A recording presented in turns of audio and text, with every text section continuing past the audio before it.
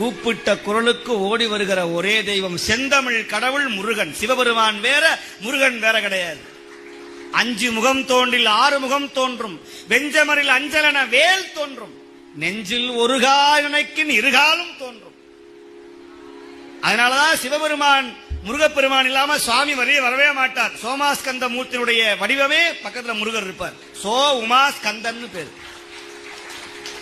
நம்ம முருகனை பிரிச்சு விட்டு விநாயகர் பெருமானை பிரிச்சுட்டு சாமியை கும்பிடவே முடியாது, சிவனை கும்பிடவே முடியாது.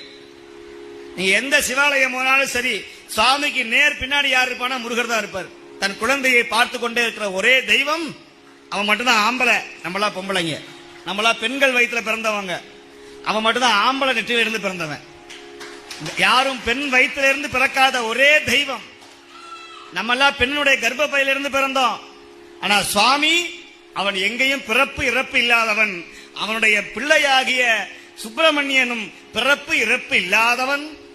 அவன் நெற்றியிலே பிறந்த ஆண் பிள்ளை, அவன் தான் ஆம்பளை. அப்பேற்பட்ட ஆண் பிள்ளையாக இருக்கிற சுப்பிரமணியன் முருகன் நினைச்சா போதும். அதனாலதான் இந்த குலத்திற்கு குலதெய்வமே முருகன் தான்.